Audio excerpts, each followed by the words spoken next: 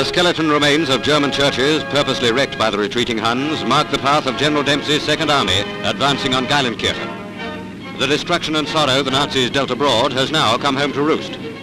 The fighting here marked the first great battle by British troops on German soil. They were quick to disprove this German boast. We will never capitulate. A scene over which to recall General Eisenhower's urgent message to American munition workers to step up shell production. Consumption was far outreaching supply until the reminder from the front line dispelled the illusion that the war in Germany is a pushover.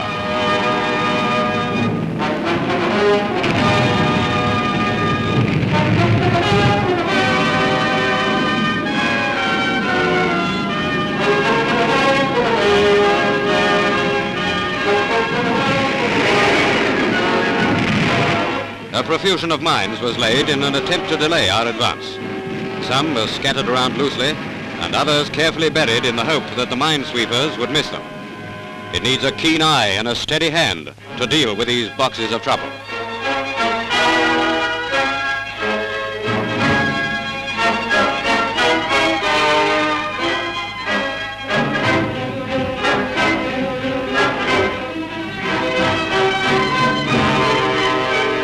Geilenkerchen fell after a two-day plane and artillery bombardment and dawn to dusk infantry fighting, which swept right through the town.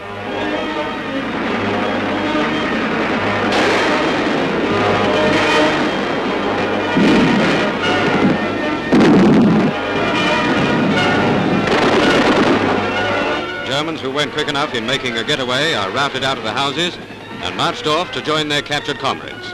A total bag of prisoners here was around the 300 mark. Jointly conquered by the British Second Army and the 9th American Army in what has been called the most concentrated offensive the world has ever known, the desolate, broken town of Geilenkirchen is a warning of the future which faces the German nation if it chooses to carry on its losing struggle. The Hindenburgstrasse. While rain adds to the drabness of the scene, the ever-resourceful soldier finds that a German brolly comes in handy. Outside the town, the whine and crackle of rifle fire as German snipers are met with.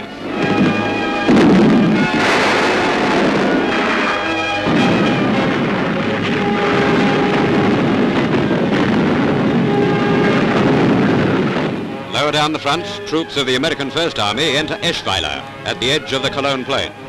This is as far as the trams go, but the Allied forces aren't stopping here. They're well on their way along the nearby Adolf Hitler Highway, which runs from Aachen to Cologne.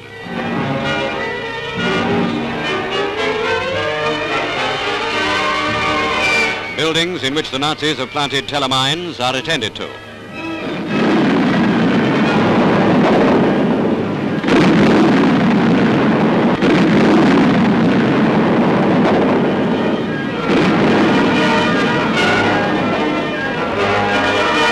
The Allied military government has already moved in on the captured soil of the Reich. Notices stipulate that from now on the official language is English. The first appointed British military governor of Germany, Major Reitz of South Africa, nephew of the late High Commissioner for South Africa in England. At the southern end of the Allied push, the French armies sweep on to take Belfort. With the memory of France's bitter years behind them, Frenchmen with a score to pay are clearing more Germans from French soil. The people of southern Alsace witness another historic change in the broken history of Alsace-Lorraine.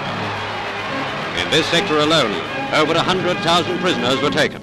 And all along the 400-mile front, the Allied armies are thrusting through the gates of Germany.